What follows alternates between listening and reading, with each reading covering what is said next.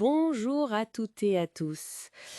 Bon, la nouvelle a fait l'effet d'une bombe, hein. MaPrimeRénov', la grande aide pour la rénovation énergétique, suspendue dès le 1er juillet 2025. Oui, un vrai coup de tonnerre pour beaucoup de monde, particuliers comme professionnels. Exactement. Alors aujourd'hui, on va essayer de comprendre. On a regardé pas mal de choses, hein. Des témoignages comme celui de Julie et de Laurent, qui ont eu des soucis, des artisans comme Youssef Goudan, qui sont inquiets. On a aussi les analyses d'experts comme Papy Claude, les infos officielles bien sûr, et même des détails sur d'autres aides comme le prêt à taux zéro qu'on trouve chez Agnetré Patrimoine par exemple. L'idée, c'est de décortiquer tout ça. Pourquoi cette pause soudaine? Qu'est-ce que ça implique concrètement pour les projets en cours ou ceux qui allaient démarrer? Et surtout, qu'est-ce qu'on fait maintenant? Quelles options y restent? C'est ça. Et pour bien comprendre, il faut peut-être rappeler vite fait ce qu'était ma prime rénov'. Lancée après 2020, elle remplaçait l'ancien crédit d'impôt. C'était pour la rénovation énergétique, hein? Tout à fait. Au départ, c'était surtout pour les ménages modestes. Puis ça s'est élargi. Et franchement, au début, ça a cartonné. Ah oui, les chiffres étaient impressionnants. 670 000 gestes financiers rien qu'en 2021, c'est énorme. Un succès fou. Mais peut-être trop fou, justement. C'est un peu le revers de la médaille. C'est-à-dire? Victime de son succès. En quelque sorte, oui. L'ANA, l'Agence nationale de l'habitat, qui gère tout ça, s'est retrouvée complètement submergée, noyée sous les dossiers. Et là, les problèmes ont commencé. Délai de traitement à rallonge, paiement qui n'arrive pas. On a l'exemple de Julie, citée dans nos sources, qui attendait 8 000 euros. Elle a fini par devoir prendre un avocat parce qu'une partie lui a été refusée. C'est un cas parmi d'autres, malheureusement. Cette lourdeur administrative, cette complexité, ça en a découragé plus d'un. C'était devenu un vrai parcours du combattant pour monter un dossier. Et en plus de ça, il y a eu le problème de la fraude. Ça a dû peser lourd aussi. Ah oui, énormément. On parle d'une estimation de 16 000 dossiers frauduleux. Des entreprises fantômes, des montages pour détourner les aides. Forcément, ça a eu un impact sur le budget, mais aussi sur la confiance dans le système. 16 000 dossiers quand même, ça fait beaucoup. C'était 2,3 milliards d'euros. Et apparemment, elle était quasiment déjà dépensée en seulement 6 mois. La moitié de l'année et plus de budget. C'est ça. Donc dans un contexte où on demande de faire attention aux finances publiques, ça devenait difficilement tenable. Il y a aussi eu des critiques assez virulentes d'institutions comme la Défenseure des droits qui alertait sur les difficultés rencontrées par les usagers. Et même des experts du secteur, hein. J'ai lu que Bruno Slama, qui est quand même un des pères du DPE, hein, ce fameux diagnostic de performance énergétique, Oui, le classement des logements de A à G. eh bien, il aurait qualifié le système MaPrimeRénov' d'apicé de rire. C'est Papy Claude qui rapporte ça. Ça montre bien un certain malaise, non? C'est clair. Et puis, il y a eu ce virage raté de 2024 vers la rénovation d'ampleur. L'idée était bonne sur le papier, encourager les rénovations globales plutôt que les petits gestes isolés. Mais, Mais c'était trop complexe, trop cher pour beaucoup de ménages. Résultat, les demandes ont chuté de 40%. Le gouvernement a même dû faire un peu machine arrière en cours d'année. Ça n'a pas aidé à stabiliser le dispositif. donc un mélange de succès qui déborde, de complexité, de fraude, de budget serré et d'un virage stratégique qui ne prend pas. C'est ça qui mène à la suspension. C'est une accumulation de facteurs, oui.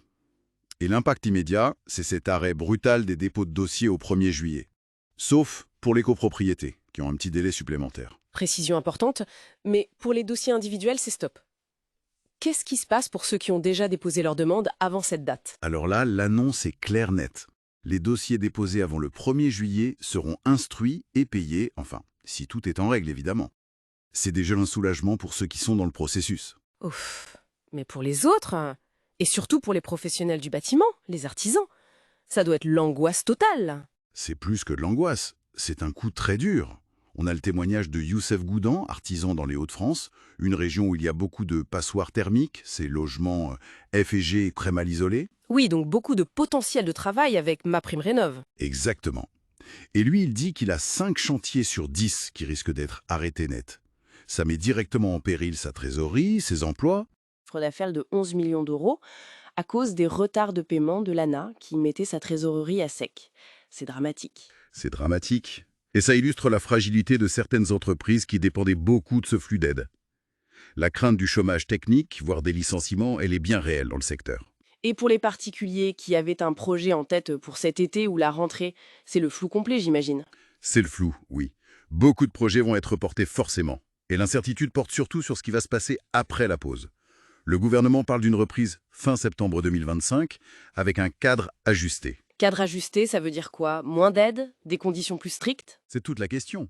Personne ne sait vraiment. On peut craindre que les montants soient revus à la baisse ou que les critères d'éligibilité soient resserrés. Donc l'incertitude est maximale pour ceux qui comptaient sur cette aide. Bon, alors concrètement, si on a un projet de rénovation énergétique, là, maintenant, cet été, MaPrimeRénov' étant suspendue, pour les nouveaux dossiers, qu'est-ce qui reste comme option?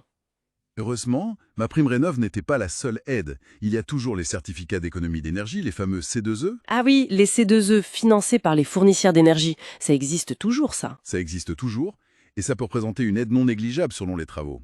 Ensuite, il y a l'éco-prêt à taux zéro, l'éco-PTZ. Ça, c'est intéressant, le taux zéro. Très intéressant. Ça permet d'emprunter jusqu'à 50 000 € sans payer d'intérêt, et on peut rembourser sur une durée allant jusqu'à 20 ans. C'est spécifiquement pour financer des travaux de rénovation énergétique. D'accord. Et il y avait aussi la prime coup de pouce chauffage, non? Elle existe toujours, oui, pour aider au remplacement d'une vieille chaudière par un système plus performant. Le montant peut aller jusqu'à 5 000 € sous condition de ressources. Et le PTZ classique, le prêt à taux zéro, celui dont on entend souvent parler pour l'achat immobilier, il peut servir pour des travaux? Alors, le PTZ classique, c'est un peu différent. Son but premier, c'est d'aider à acheter sa résidence principale, que ce soit dans le neuf ou dans l'ancien. Mais dans l'ancien, il y a des conditions de travaux, non? Exactement. Pour en bénéficier dans l'ancien, il faut prévoir un montant de travaux assez conséquent, au moins 25% du coût total de l'opération. Et ces travaux doivent permettre d'améliorer la performance énergétique pour atteindre au minimum la classe D du DPE. D'accord, donc c'est quand même lié à la rénovation. C'est lié, mais c'est dans le cadre d'un achat. Et attention, le PTZ est aussi soumis à des conditions de ressources et il ne fonctionne que dans certaines zones géographiques, les zones B2 et C, pour l'ancien avec travaux. Et c'est un prêt qui vient toujours en complément d'un autre prêt principal. Compris. Et il ne faut pas oublier les aides locales, régions, départements, communes. Parfois, il y a des dispositifs spécifiques. Tout à fait, c'est un réflexe à avoir. Toujours se renseigner auprès de sa mairie, de son intercommunalité, de sa région. Il peut y avoir de bonnes surprises. Et on en revient toujours un peu au même problème, hein. Naviguer entre toutes ces aides, C2E, éco-PTZ, PTZ, aides locales, remplir les dossiers, comprendre les critères, c'est quand même un sacré casse-tête. C'était d'ailleurs une des critiques contre MaPrimeRénov'. C'est exactement ça. Cette complexité administrative, c'est un frein majeur. Ça décourage, ça génère des erreurs, des dossiers incomplets, des rejets. Et ça peut même, comme on l'a vu, ouvrir la porte à des abus. Et c'est là qu'interviennent peut-être des outils pour aider. J'ai vu dans nos sources une mention du logiciel CBM Manager. Oui, c'est un exemple d'outil qui essaye de répondre à ce problème précis. L'idée de ce type de logiciel, c'est de simplifier la vie des gens, que ce soit les particuliers ou les professionnels qui les accompagnent. Comment ça fonctionne concrètement? Eh bien, il aide à remplir les dossiers d'aide, étape par étape. Il intègre les formulaires officiels, s'assure qu'on utilise bien les dernières versions, parce que ça change souvent, et il peut vérifier certaines informations pour limiter les erreurs. Ce qui pourrait réduire les risques de rejet du dossier. C'est l'objectif affiché, oui. Réduire les erreurs, s'assurer que tout est conforme, et donc augmenter les chances que le dossier passe et que l'aide soit versée plus rapidement. Dans le contexte actuel de complexité et d'incertitude, c'est sûr que ce genre d'outil peut être une aide précieuse pour ne pas se perdre dans la paperasse. D'accord. Bon, malgré tout ce tableau un peu sombre de suspension, de difficultés, il y a quand même une note d'espoir, non? Cette pause n'est annoncée que comme temporaire. Oui, c'est important de le souligner. La reprise est prévue pour la fin septembre 2025. Certes, on ne sait pas exactement sous quelle forme, avec quelles règles, le fameux cadre ajusté. Mais le principe d'aider les Français à rénover leur logement pour consommer moins d'énergie, lui, ne devrait pas disparaître. C'est un enjeu trop important. Oui, un enjeu écologique et économique. Absolument. Et au fond, au-delà des aides ponctuelles, qu'elles s'appellent MaPrimeRénov' ou autrement demain, ce qui reste essentiel, c'est le geste de rénovation lui-même.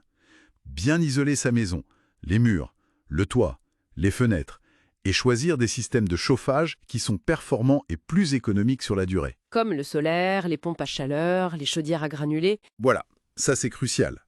Pour le confort au quotidien, bien sûr, mais aussi et surtout pour maîtriser ses factures d'énergie, qui pèsent de plus en plus lourd dans le budget des ménages. Ça reste un investissement rentable à long terme, aide ou pas aide. C'est vrai.